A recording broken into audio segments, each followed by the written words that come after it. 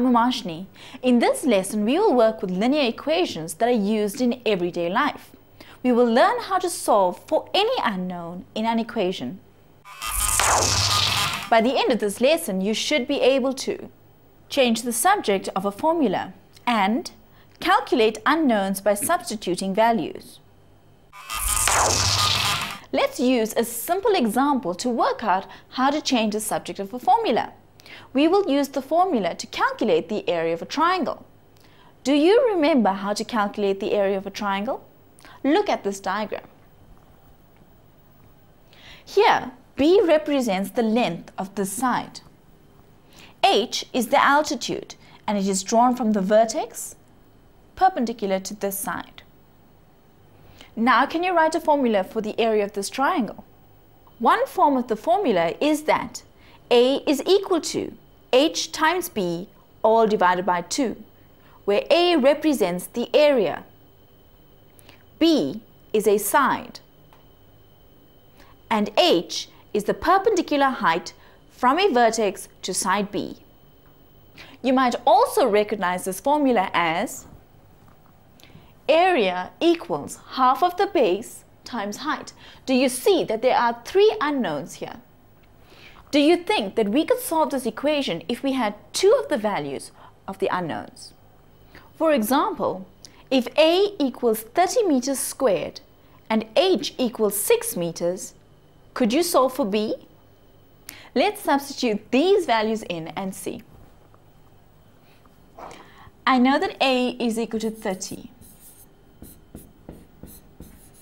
We want to find B, and I know that H is 6.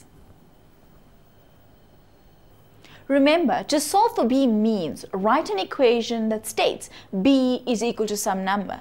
So let's see what we can get.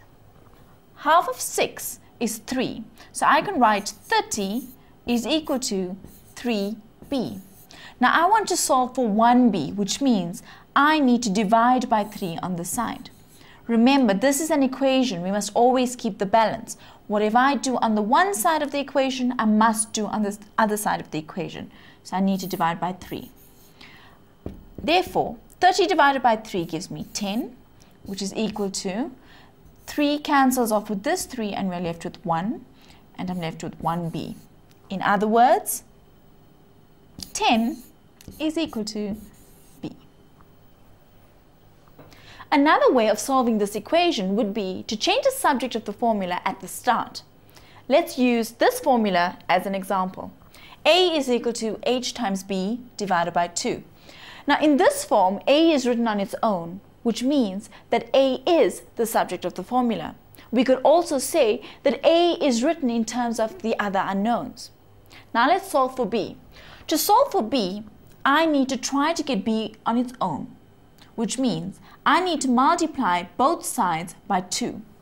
I get 2A is equal to H times B. Now, I need to get rid of the H. To do this, I divide by H. Whatever I do on the one side of the equation, I must do on the other side. So I divide by H. Therefore, 2 times A divided by H is equal to B. So you see, B is written on its own on one side, which means that B is the subject of the formula. Let's check if our answer matches with the one we got previously. We know that A is 30 meters squared. We know that H is 6 meters. So substitute these values here. We get 2 times 30 divided by 6 is equal to B. Simplifying this, we get 2 times 30, which is 60. And 60 divided by 6 gives me 10. So my answer is, therefore, 10 is equal to B. Remember that we must always check that these values for B and H do in fact give us an area of 30 square meters. Now for another example.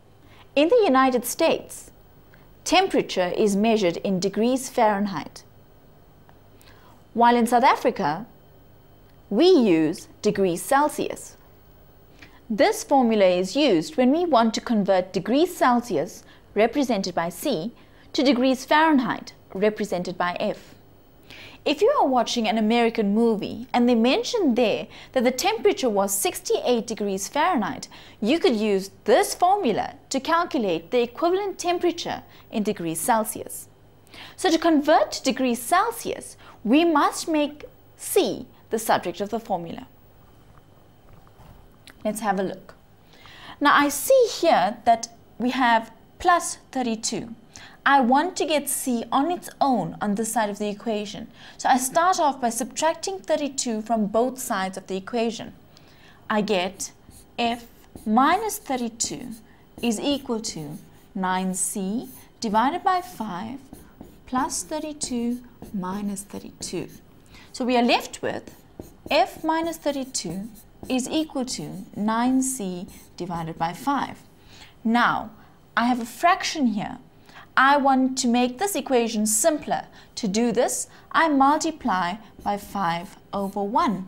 But whatever I do to one side of the equation, I must do to the other side of the equation. But we've got to be careful here. There are two terms, which means I must multiply 5 to both of these terms. So multiplied by 5 divided by 1. This simplifies to 5 times F minus 32, which is equal to, here we have 5 goes into 5 once, 5 goes into 5 once, and I'm left with 9C. Now, we want to make C the subject of the formula, so I need to divide by 9 on both sides. Here, 9 goes into 9 once, and 9 goes into 9 once. I'm left with 5 times F minus 32 divided by 9 is equal to C. Now, we know that the temperature is 68 degrees Fahrenheit. So let's substitute our value for F into the formula. We know that F is 68 degrees, so I can write 5 times 68 minus 32 divided by 9 is equal to C.